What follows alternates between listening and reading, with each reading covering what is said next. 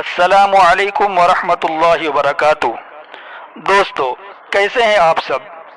امید کرتا ہوں کہ اللہ کے فضل و کرم سے آپ سب خیریت سے ہوں گے، اور میری دعا ہے کہ اللہ تبارک و تعالی آپ کو ہمیشہ ہنستا مسکراتا اور خوش رکھے۔ دوستو، آج کی اس ویڈیو کو بنانے کا میرا اصل مقصد یہ ہے کہ میں آپ لوگوں تک جادو، جنات، بھوت پریت، موکل، کالا جادو اور خاص طور پر ان نقلی اور ڈھونگی باباؤں کی اصلیت پہنچا سکوں جو معاشرے میں ناسور بن چکے ہیں۔ میری پوری کوشش ہوتی ہے کہ یہ ساری معلومات قرآن اور صحیح احادیث کی روشنی میں آپ تک پہنچاؤں، نہ کہ کوئی ہوائی باتیں یا سنائی کہانیاں۔ اس کے ساتھ ساتھ کچھ اپنے ذاتی مشاہدات اور مستند تجربات بھی شامل کروں، تاکہ اس پر اسرار اور کالی دنیا کا اصل چہرہ آپ کے سامنے بے نقاب ہو سکے۔ مقصد صرف یہ ہے کہ آپ ان لٹیروں سے بچ سکیں اور سب سے بڑھ کر اپنے قیمتی ایمان کی حفاظت کر سکیں۔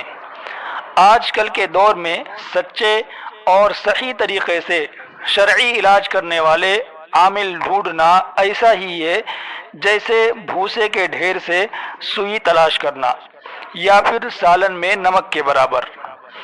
بہت کم لوگ ہیں جو واقعی قرآن و سنت کے مطابق علاج کرتے ہیں، جو نہ تو آپ کا عقیدہ خراب کرتے ہیں اور نہ ہی آپ کی جیبوں پر ڈاکہ ڈالتے ہیں۔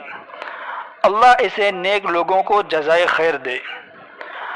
آنے والی ویڈیوز میں میں آپ کو ان سچے عاملوں کی کچھ ایسی نشانیاں بھی بتاؤں گا جس سے آپ اصل اور نقل میں بآسانی فرق کر سکیں گے، ورنہ آج کل تو زیادہ تر نام نہاد عامل صرف اور صرف دھوکے باز، ڈرامے باز اور حرام خوری کرنے والے لٹیرے ہیں۔ یہ آپ کو سفید، ہرے یا گیروے لباس میں مل جائیں گے، داڑھی اور ٹوپی کے ساتھ بھی اور ان کے بغیر بھی۔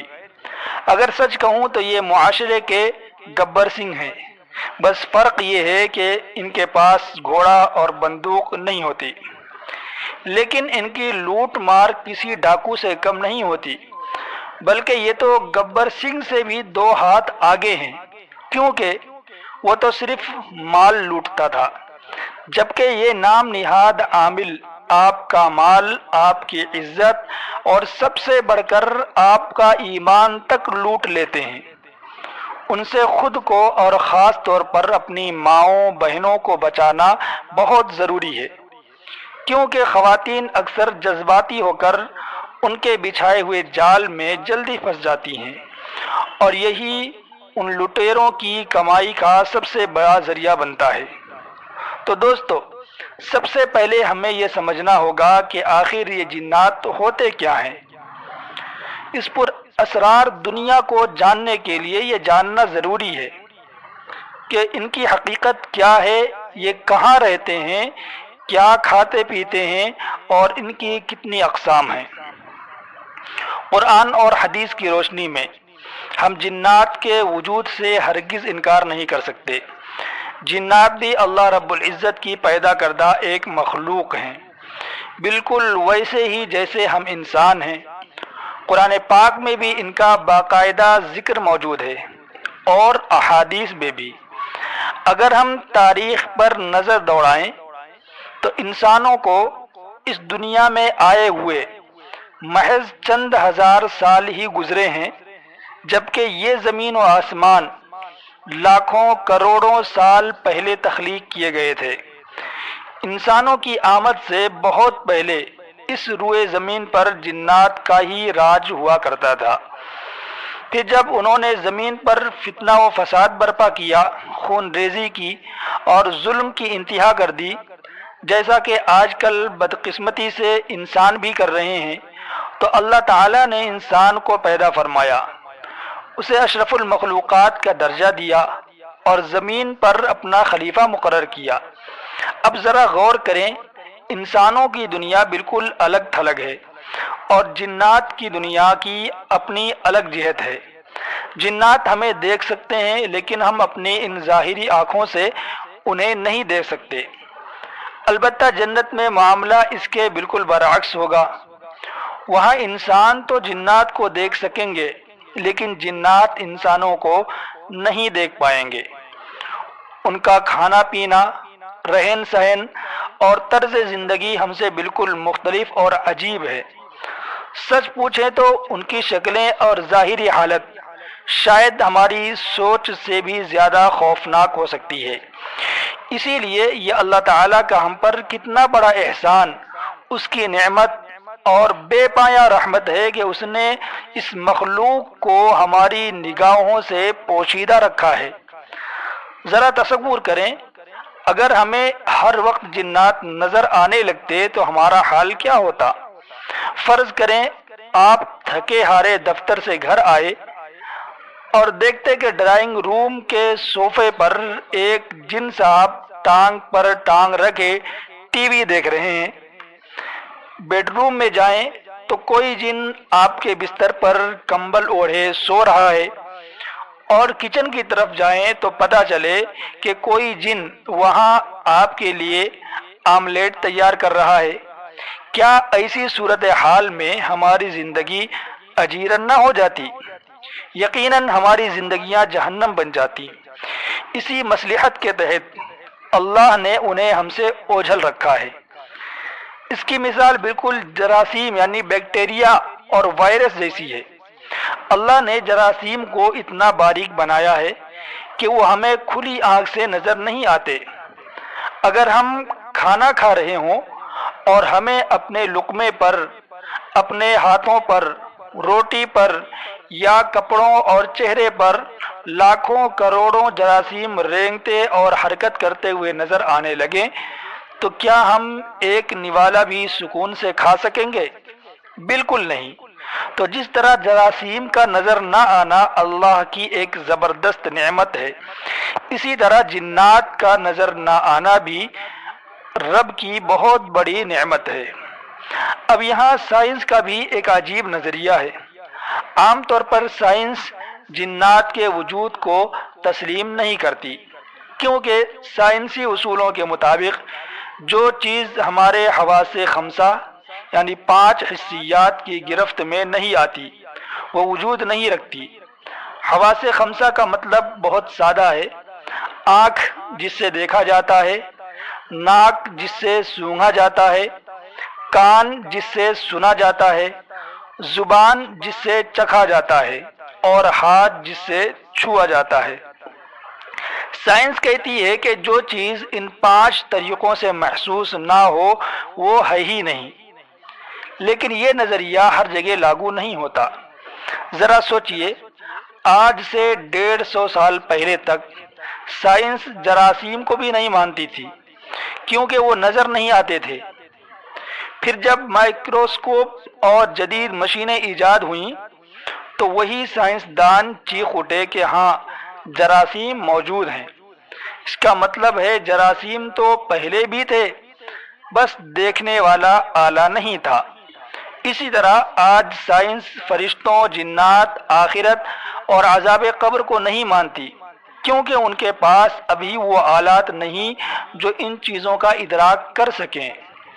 لیکن ہمارا کامل ایمان ہے کہ جیسے جیسے سائنس ترقی کرے گی، ایک دن آئے گا کہ جب یہ سائنسدان قرآن اور حدیث کی بتائی ہوئی ہر ایک بات کو سچ ماننے پر مجبور ہو جائیں گے۔ آئیے اب احادیث کی طرف چلتے ہیں۔ ہمارے پیارے نبی حضرت محمد مصطفیٰ صلی اللہ علیہ وسلم نے جنات کی 3 بڑی اقسام بیان فرمائی ہیں۔ پہلی قسم ان جنات کی ہے جن کے پر ہوتے ہیں اور وہ ہواؤں میں اڑنے کی صلاحیت رکھتے ہیں۔ دوسری قسم ان جنات کی ہے جو مختلف شکلیں بدلنے کے ماہر ہوتے ہیں۔ بالخصوص یہ سانپوں اور کتوں، زیادہ تر کالے کتے کی شکل میں رہنا بہت پسند کرتے ہیں۔ اور تیسری قسم ان جنات کی ہے جو خانہ بدوش ہوتے ہیں، یعنی یہ کسی ایک جگہ ٹک کر نہیں رہتے بلکہ ایک گاؤں سے دوسرے گاؤں اور ایک شہر سے دوسرے شہر سفر کرتے رہتے ہیں۔ انسانوں کی طرح ان کے بھی پورے پورے خاندان، بیویاں اور بچے ہوتے ہیں۔ ان کی عمریں بہت طویل یعنی بہت لمبی ہوتی ہیں، اور بچے بھی درجنوں کے حساب سے ہوتے ہیں۔ ان میں بھی ہندو، مسلم، سکھ اور عیسائی ہوتے ہیں، اور بالکل انسانوں کی طرح ان میں نیک اور پرہیزگار بھی ہیں، اور برے اور شریر بھی، کیونکہ یہ بھی ایک مکلف مخلوق ہیں۔ اس لیے کل قیامت کے دن انسانوں کی طرح ان کا بھی باقاعدہ حساب کتاب ہوگا۔ جنات میں بھی انسانوں کی طرح خباثت اور شرارت کے مختلف طریقے پائے جاتے ہیں۔ کچھ خبیث جنات ایسے ہوتے ہیں جو حاملہ عورتوں کے حمل پر حملہ کر کے اسے گرا دیتے ہیں۔ کچھ انسان کی بینائی پر اثر انداز ہو کر آنکھوں کو نقصان پہنچانے کی کوشش کرتے ہیں، اور کچھ دھاری دار سانپوں کی شکل میں آ کر ڈراتے ہیں۔ دوستو، یہ سب بتانے کا مقصد آپ کے دلوں میں خوف پیدا کرنا نہیں ہے، بلکہ آپ کو آگاہ کرنا اور آپ کا ڈر ختم کرنا ہے۔ آپ ہمارے چینل سے جڑے رہیں، آگے چل کر آپ کو اندازہ ہوگا کہ یہ سب تو بہت نارمل سی باتیں ہیں۔ کیا آپ کو معلوم ہے کہ ہم میں سے ہر انسان کے ساتھ پیدائش سے ہی ایک جن مقرر ہوتا ہے، جسے ہم قرین یا شیطان کہتے ہیں؟ اس کا ذکر قرآن پاک میں بھی موجود ہے۔ اس کا کام صرف انسان کے دل میں برے وسوسے ڈالنا اور اسے گمراہ کرنا ہوتا ہے۔ انسان کے مرنے پر عموماً یہ قرین بھی مر جاتا ہے، یا بعض اوقات بعد میں ختم ہوتا ہے۔ لیکن خوشخبری یہ ہے کہ ہمارے ساتھ صرف شیطان ہی نہیں بلکہ اللہ کے نورانی فرشتے بھی ہر وقت موجود ہوتے ہیں۔ کرامن کاتبین تو ہمارے کندھوں پر موجود ہیں ہی، لیکن اس کے علاوہ بھی احادیث اور تفاسیر کے مطابق کم از کم 4 یا 6 فرشتے انسان کے ساتھ باڈی گارڈ کے طور پر ہر وقت موجود رہتے ہیں۔ یہ اتنی بڑی اور خطرناک دنیا ہے، اگر یہ فرشتے ہماری حفاظت نہ کریں تو کوئی بھی شریر مخلوق ہمیں کبھی بھی نقصان پہنچا سکتی ہے۔ جیسے وی آئی پی لوگوں کے ساتھ سیکورٹی گارڈز ہوتے ہیں، ویسے ہی اللہ تعالیٰ نے یہ فرشتے ہماری حفاظت کے لیے رکھے ہیں۔ اور سب سے زبردست بات یہ ہے کہ ہم مخصوص مسنون دعائیں پڑھ کر اللہ کے حکم سے مزید فرشتوں کو بھی اپنی حفاظت کے لیے طلب کر سکتے ہیں۔ اگر آپ کو کسی شیطانی یا خبیث جن کا ڈر ہے تو آپ ان دعاؤں کے ذریعے اپنی سیکورٹی کو وی آئی پی سے بڑھا کر Z+ کر سکتے ہیں، جس کے بعد کوئی خبیث جن آپ کا بال بھی بیکا نہیں کر سکتا۔ تو اس کا طریقہ بہت ہی آسان ہے۔ اس کے لیے آپ کو کسی ڈھونگی بابے کے پاس جا کر ہزاروں روپے دینے کی یا الٹے سیدھے عمل کرنے کی ضرورت نہیں ہے۔ اللہ کے رسول صلی اللہ علیہ وسلم نے ہمیں کچھ ایسی مسنون دعائیں بتائی ہیں جن کے پڑھنے سے اللہ فوراً اپنے فرشتوں کو ہماری حفاظت پر مامور کر دیتا ہے۔ مثال کے طور پر صحیح حدیث میں آتا ہے کہ جو شخص رات کو سونے سے پہلے آیت الکرسی پڑھ لیتا ہے تو اللہ تعالیٰ کی طرف سے اس پر ایک محافظ فرشتہ مقرر کر دیا جاتا ہے، جو صبح تک شیطان اور خبیث جنات سے اس کی حفاظت کرتا رہتا ہے، اور کوئی شیطان اس کے قریب بھی نہیں بھٹک سکتا۔ اسی طرح صبح اور شام کے اذکار یعنی قل هو اللہ احد اور قل اعوذ برب الفلق اور قل اعوذ برب الناس یعنی تینوں قل تین مرتبہ پڑھنے سے ہر طرح کے جادو ٹونے، حاسدوں کے حسد اور شریر جنات سے حفاظت کی گارنٹی مل جاتی ہے۔ یہ وہ اعمال ہیں جن سے آپ اللہ کے نورانی فرشتوں کو اپنی حفاظت کے لیے طلب کر سکتے ہیں۔ سوچیں، جس کی حفاظت پر اللہ کے فرشتے کھڑے ہوں، کیا کوئی گندے نالے کا خبیث جن یا کوئی 2 ٹکے کا جادوگر اس کا کچھ بگاڑ سکتا ہے؟ بالکل نہیں۔ ہماری ویڈیوز کو اپنے دوستوں اور رشتہ داروں کے ساتھ ثواب کی نیت سے لازمی شیئر کریں تاکہ لوگ شرک، بدعت اور ان لٹیرے باباؤں کے شر سے بچ کر اپنا ایمان محفوظ رکھ سکیں۔